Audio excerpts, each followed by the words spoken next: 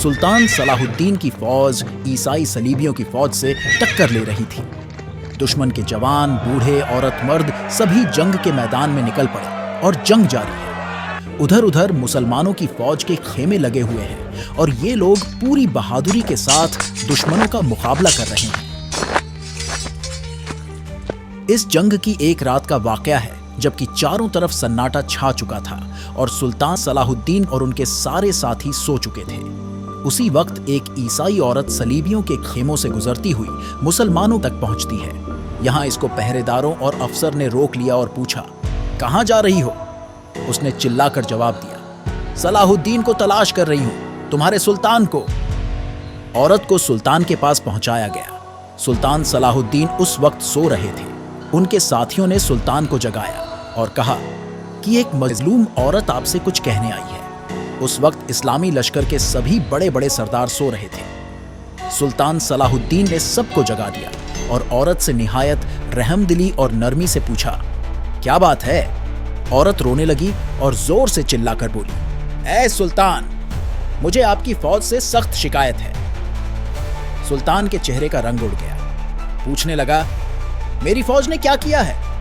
औरत ने जवाब दिया, कल आपके सिपाहियों ने मेरे शौहर लुईस को गिरफ्तार कर लिया तो मैंने कहा चलो, खुदावंद की राह में पकड़ा गया। लेकिन आज रात को अभी कुछ घंटे पहले आपकी फौज के कुछ सिपाहियों ने मेरे प्यारे बेटे को भी उठा लिया।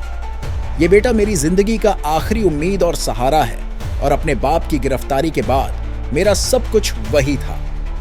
इस वक्त मैं आपसे सिर्फ अपने प्यारे बेटे को वापस चाहती हूँ, वरना आप याद रखिए कि इस फौज की सारी हरकतों और कामों के जिम्मेदार आप ही हैं। और फिर जोश में आकर कहने लगी, ऐ मुसलमानों, मैं अपने बेटे को तुमसे मांगने आई हूँ। तुम्हें तुम्हारे खुदा का वास्ता मेरा बेटा मुझे वापस कर दो। औरत का मिजाज देखकर और उसकी बातें सुनकर सुल्तान खामोश हो गया और फौज को हुक्म दिया कि इसी वक्त लश्कर छावनियों और उसके करीब की जगहों से इस औरत के बेटे को तलाश करके ले आए।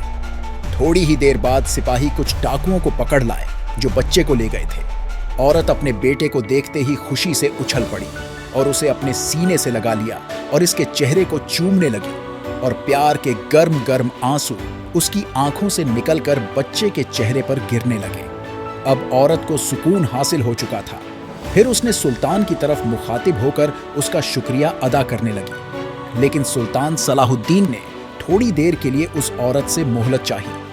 फिर सिपाहियों को हुक्म दिया कि इस औरत के शौहर को जंगी कैदियों के खेमे से लेकर मेरे सामने पेश करो।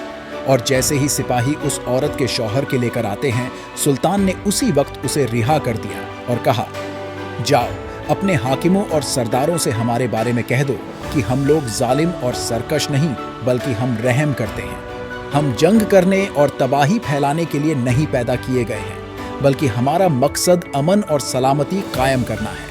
हमारा दीन दिलों को आपस में मिलाना और खुदा की मखलूक की मदद करना, भाइयों में फूट न पैदा करना और उनके दिलों में नफरत और दुश्मनी न करना सिखाता है।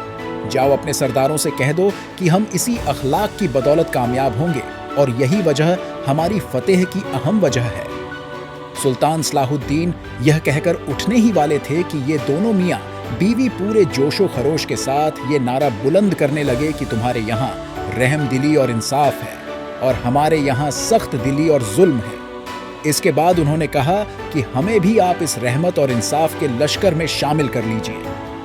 सुल्तान सलाहुद्दीन ने कहा, कोई नहीं माबूद सिवाय अल्लाह के और मोहम्मद सल्लल्लाहु अलैहि वसल्लम उसके रसूल हैं।